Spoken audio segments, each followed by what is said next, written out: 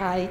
I just ran my first half marathon on Sunday, and after hearing Esther speak, I'm like, oh my God, what is a half marathon? And after hearing Kelly speak, you know, I'm like, I'm a superhero. I never say no to anybody.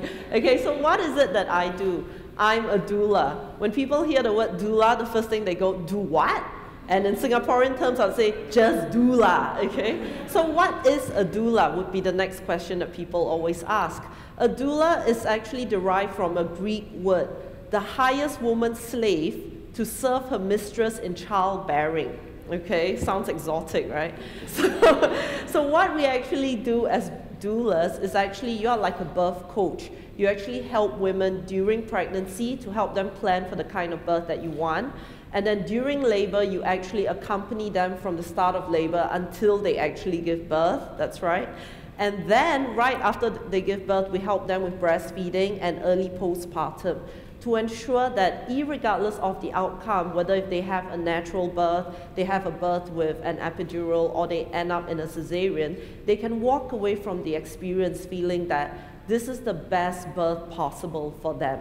Okay, that it was a good experience and not like what a lot of women actually say, oh my God, I don't even want to think about it. It's something painful, I don't want to talk about it, okay? A lot of the women who actually have a very good experience want to have children over and over again. I even have clients who actually want to be pregnant just to give birth, but they don't want to deal with the rest of the 21 years. So that's how good, you know, that's how much of a high women can be after giving birth. So after they hear about what I do and what a doula actually does, the next question is, Ginny, why do you want to do something like that? I mean, how did you come into this? And not many people actually know this. I became a doula because of my son, who's sitting over there. 10 years ago, 10 years ago, I got pregnant, okay? And when I got pregnant, I was single. I wasn't married, I didn't have a job, I was 23 years old, I didn't know what I wanted to do with my life. So my boyfriend told me, if you want a relationship to continue, then you'll have to abort this baby. My parents told me, if you want to have this baby, you got to kick yourself out of the house. I was 23 years old, I didn't have a job, I didn't have any money, I didn't know what to do. But the only thing that felt right for me, I nearly went for an abortion, but the only thing that felt right for me was to keep this baby. And everyone told me, you're so young. This is the end of your world, okay? Nothing's going to happen after this. Little did they know that this little baby or boy that you see over there brought me to my life's calling. When I was during pregnancy, right, was the most traumatic experience I've ever experienced in my entire life. Every night I would go home crying, okay? I lived day by day. I cannot see a week ahead of time. If I can survive this night and I can see the sunrise tomorrow, I made it one day. So I lived day by day by day, every single day. It was the hardest period of my life. And like every other mother, you know, you try to focus, okay, I want to be a good mother, how am I going to do this? Eventually I found myself a job, thank goodness, and all that kind of stuff. I had to find places to live, I moved around a little bit here and there kind of thing. And finally, the day happened, right? The moment that you've been waiting for, I went into labor. And I was telling my aunt, she was my, you know, kind of like my coach at that time, she was saying, Ginny, don't take the epidural, okay? During our time, nobody took the epidural. It was there, but nobody took it. Just have your baby naturally. And I was so inspired by my aunt, and I'm like, okay, you know, like every woman going into labor will say, I want to do this naturally. But I never asked myself, how am I going to do this naturally? So I went into labor like, oh, okay, I have cramps and everything, oh my God. And I'm prone to fainting. And I was fainting a lot in the first trimester of my pregnancy. And during labor, I felt like I was going to pass out. During labor, I was in there with my poor mother with me, and my mom didn't know what to say or what to do because she didn't have a natural labor. She didn't know what to expect. So she just sat at the sofa, bless her soul, and just sat there, right? And I was in bed and going like, oh my God, I can do this, I can do this. And when I went to the hospital, one of the things I said to the midwife was, I want to do this naturally. Can you please help me? And the midwife just gave me a look and didn't say anything else. The only thing they kept asking me was, when do you want the epidural? So in the end, I was lying down like, oh my God, I feel sick, I want to throw up, I want to do this and that. And in the end, I said, okay, I can't do this anymore because I was afraid that I would pass out from giving birth because I was prone to fainting. So I said yes to the epidural, and I was fully dilated, and the midwife says, okay, you can push, show me how you can push. And I just push. It's like, you cannot push, okay? You learn, you stay there, lie down there, and learn how to push until you can push properly. I got so mad. Okay, I was delirious already at that point, but I was so mad because when people challenge me to do something that I cannot do, I will rebel and show them, you think I cannot do this? I'll show you how I'm going to do this. So I started pushing, didn't know what I was doing, but just did whatever my body felt like doing. And then my mom came over and she's like, oh my God, I saw that black thing. And then she went out to the nurse and called the nurse, and the nurse came in and was like, no, can't be it too soon. Just now when I came in, she didn't know how to push. So she sent my mom back. My mom came in again. Oh my God, there's more black thing there. And then my mom ran out and convinced the nurse to actually come back in. And then, the nurse asked me. At that time, I was half naked, as most laboring women would be. My legs were open. I was lying on the bed. Okay, I was delirious, wasn't sure what was happening. All I could think of was, I'm going to show this woman how to push my baby out. And then the nurse comes up, the same midwife comes up to me and says, oh my God, the head is coming, quick, call the doctor, no time for the doctor whatsoever. And she came up with this scissors and she's like, okay, I'm going to give you an episiotomy. Now, I didn't know what was an episiotomy, right? All I knew was, I'm going to get this baby out of me. And so she snipped. She cut an episiotomy is a cut where you cut the vagina opening. So she gave me a cut, and I had this baby. And once I had this baby, it was the most amazing time of my life. I always feel like a little girl most of my life, but when I gave birth to this baby, and he was 3.8 kilos, no small baby, so when I gave birth to this baby, I felt like a woman, like, hear me roar. I was like, why did you give me the episiotomy? Why did you say that I couldn't do all these things? But it was too late at that time. But at that point, I just focused on having this baby, and I said, okay, let me try to breastfeed. Being 23 at that time, 24 by the time I gave birth, all my peers weren't pregnant and didn't have children. Okay, I felt like I was the only woman in Singapore who was going to breastfeed my baby because so many people talk about failures at breastfeeding. So the thing that I did prepare for prenatally was, I was telling myself, if I'm going to be the only woman in Singapore who knows how to breastfeed her baby, then I had better know what I'm going to do. So I went to study breastfeeding on my own through books, through the internet, etc. And I said to myself, okay, I'll breastfeed my baby for like a month, and if 1 month goes well, 6 months. I ended up breastfeeding him for 6.5 years. Okay, throughout that period, okay, this was when I discovered what a doula was all about. A good friend came up to me and said, Ginny, you're going to be a great doula. I'm like, what's a doula? Okay, and she explained to me and she said, take the course, I think you're going to like it. And I said, okay, fine, I'll take the course. And a doula, and through my work, working with clients, I get a lot of people who come to me the way I felt when I was pregnant.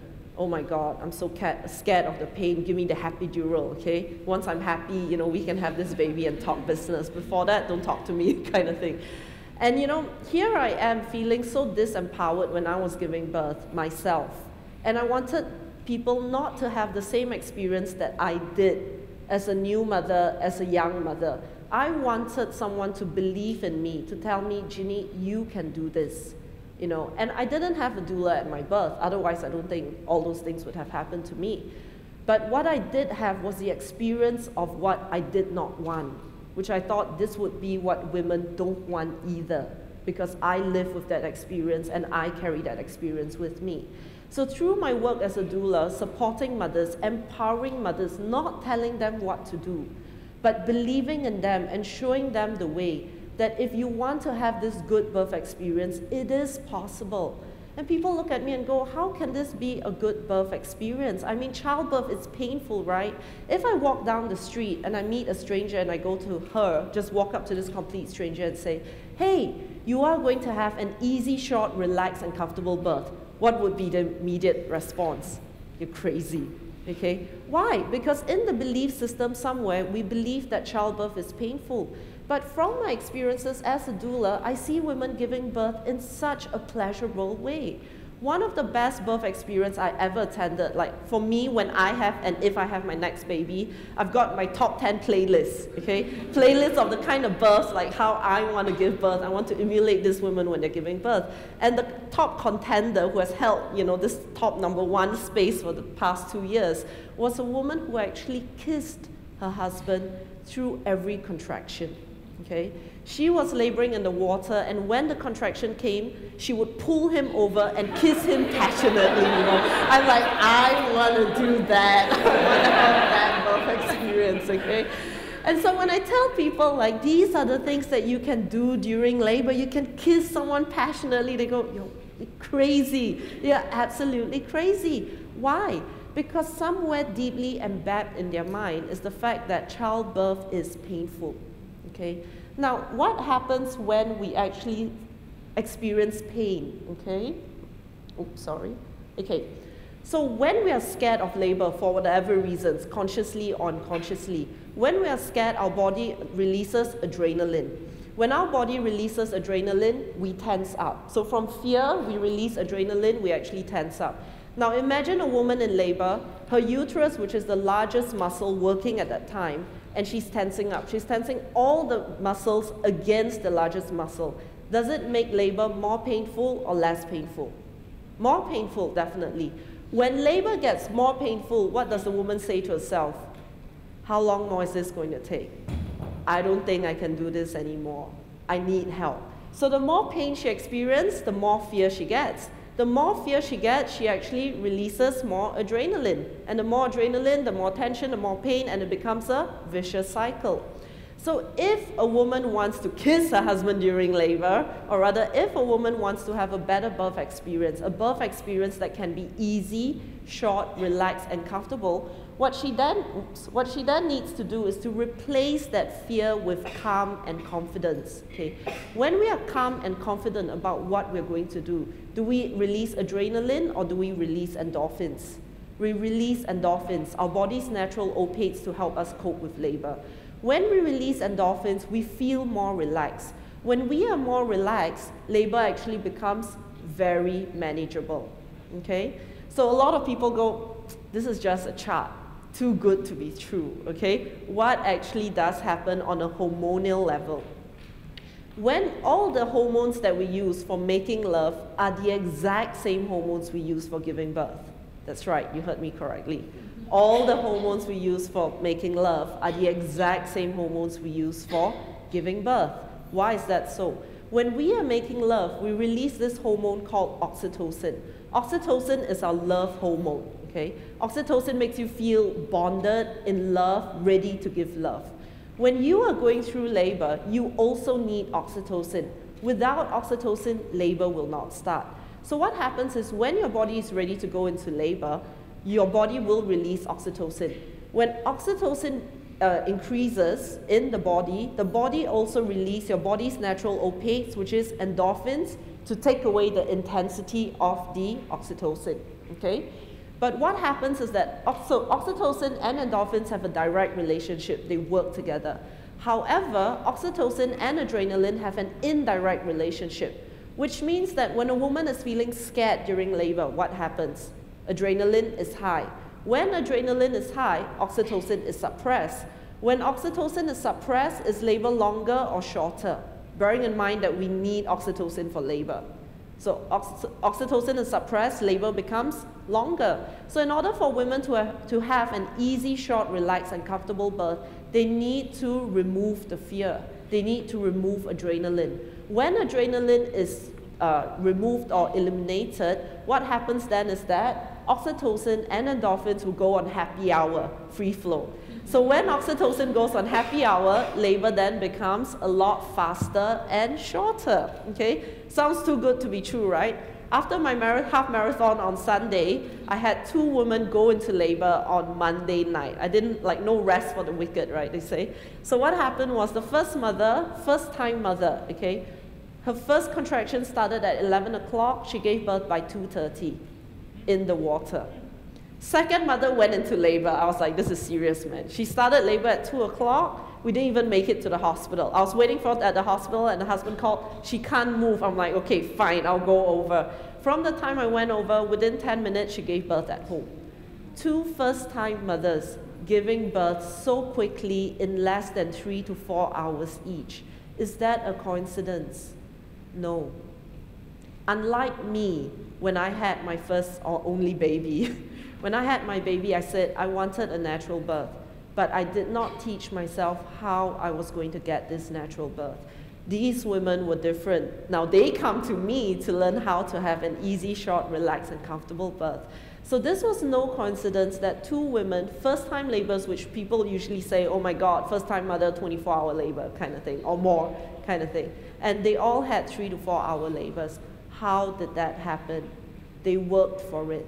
They made it happen, okay? What are some of the things that can help women have an easy, short, relaxed, and comfortable birth? 1, eliminate fear. Okay, in theory, it sounds really good. Like, how are we going to eliminate fear? Okay, you need to work through your fears. You need to get all the skeletons out of the closet and actually deal with it so that it doesn't come up. You need to educate yourself about what childbirth is going to be like and how you're going to make it easy. Second is to find coping techniques to help you cope. Just like, you know, they train for the Everest, you got to find out, if I'm going to go through this birth without drugs, if that's what I want, what can I possibly do to make that an easier experience? You know, when you go to the hospital, most of the time the doctors and the nurses will tell you, you gotta relax, come on, breathe and relax, but nobody actually tells you how to relax, okay? So you need to condition relaxation to the point where relaxation is of second nature to you, so that when the contractions do come, you don't fight against your body by tensing up, which is a natural response when a person does not have that learned response, okay? Instead, you want to work with your body by relaxing through it and not fighting through it, okay? So you need to find coping strategies, things like soaking in the water to help speed up labor, having a water birth even. The third thing that mothers can do is to prepare a birth plan. Just as you want to think about, what is a birth plan? A birth plan is to help you plan for the kind of birth that you want. Not just an ideal plan, I want this and I don't want this, but your plan should actually include, if things don't go as planned, what is plan B? What is plan C? What is plan D? Because birth is very unpredictable. When you start labor, you don't know, is this 21 kilometers that I have to go? It could be 2 hours, it could be 22 hours. We don't know. The only thing that mothers have with them is how they choose to respond to the situation, what tools they're going to use to learn to cope with labor itself. So learning coping strategies on how to cope with labor is extremely valuable, and learning to write the birth plan to know what to expect. What are the common medical routine procedures that happens, the obstacles they may meet along the way, how do they deal with that obstacles should that occur. And the last thing and the most important thing to do is to get support, the right kind of support, to find a doctor and a hospital that would support the mother in the kind of birth that she wants. If she wants a natural birth, if she wants to birth on all fours, squatting in the water, standing up, the doctor and the hospital would have to support that for that to happen. And that's where people like me come in, doulas, where a lot of mothers are beginning to engage doula services to help them embrace that good birth experience. Because they found that women mothering another woman would increase the success rate of women actually feeling very empowered to know that this mother has done it, and now this mother is actually helping me through my childbirth. If this mother can do this, I can do this too. To give the belief back to them, to give the power back to women to know and trust their bodies to be able to do this. So I'm going to end my talk by showing you a video that was shot in Singapore of some of my clients who had a natural birth and how fun labor actually can be, okay? Seeing is believing. Thank you. Go ahead.